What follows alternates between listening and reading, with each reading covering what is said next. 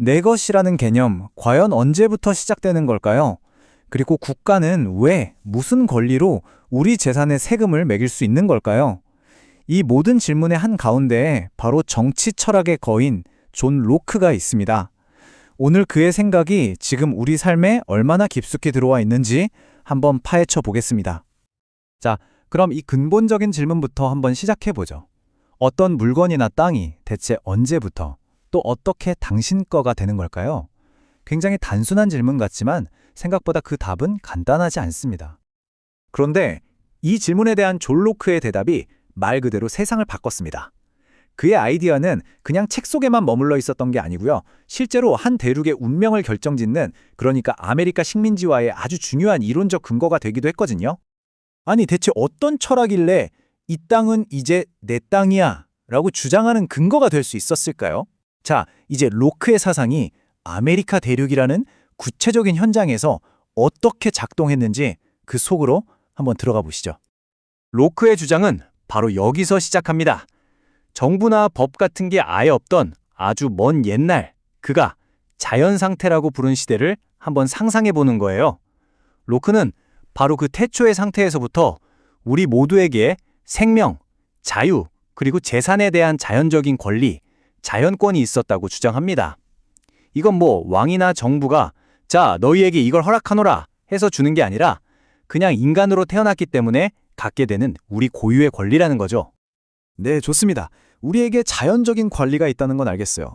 그런데 아무도 주인이 없는 그 자연 상태에서 어떻게 무언가가 딱 내 것이 될 수 있다는 걸까요? 바로 이 지점에서 로크의 가장 유명한 이론이죠. 노동재산 이론이 등장합니다. 로크의 논리는 정말 놀라울 정도로 간단하고 또 직관적입니다. 모든 건 내 몸은 내 것이라는 아주 당연한 명제에서 출발해요.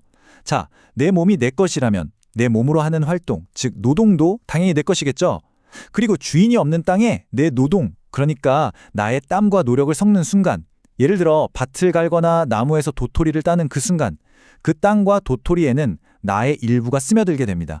바로 그렇게 해서 그것은 온전히 나의 재산이 된다는 겁니다. 간단하죠? 하지만 로크는 여기에 아주 중요한 단서 조항을 하나 붙입니다. 내가 뭔가를 내 것으로 만드는 건 좋은데 다른 사람들도 가져갈 수 있도록 충분하고 또 그만큼 좋은 것이 남아있을 때만 가능하다는 거예요. 이 작은 조건 하나가 사실 모든 걸 복잡하게 만듭니다. 무한정으로 다 가질 수는 없다는 뜻이니까요. 자, 그럼 여기서 또 다른 질문이 생깁니다. 만약 우리가 자연 상태에서도 권리를 갖고 재산을 소유할 수 있다면 굳이 왜 귀찮게 정부라는 걸 만들어야 했을까요? 그 이유는 바로 자연 상태가 너무 불편하기 때문입니다. 자연 상태는 완벽하게 자유롭긴 하지만 동시에 모두가 자기 사건의 재판관이 되는 어찌 보면 좀 위험한 곳이거든요. 누가 내 권리를 침해하면 내가 직접 나서서 복수해야만 하는 거죠. 사람들은 이런 불안하고 폭력적일 수 있는 상태에서 벗어나서 내 권리를 좀 더 안전하고 확실하게 보호받고 싶었던 겁니다. 그래서 다 함께 모여서 시민사회, 즉 정부를 만들기로 합의한 거죠. 바로 이 동의라는 개념이 자연 상태와 합법적인 정부를 연결하는 다리 역할을 합니다. 내가 직접 모든 걸 해결하던 권력을 좀 포기하고 대신 공동체가 만든 규칙을 따르겠다고 합의하는 행위, 이것이 바로 정치사회를 탄생시키는 핵심적인 순간인 거죠. 자, 그럼 이제 이 논의를 현대로 한번 가져와 볼까요? 정부가 우리의 권리를 보호하기 위해 존재한다면 대체 어떻게 그 권리를 침해하는 것처럼 보이는 일들을 할 수 있는 걸까요? 이 딜레마를 이해하려면 로크의 아주 강력한 개념, 양도할 수 없는 권리를 알아야 합니다.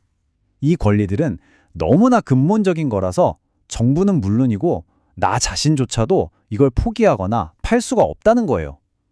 예를 들어 내가 스스로 원한다고 해서 노예가 되겠다고 계약할 수는 없는 것처럼요.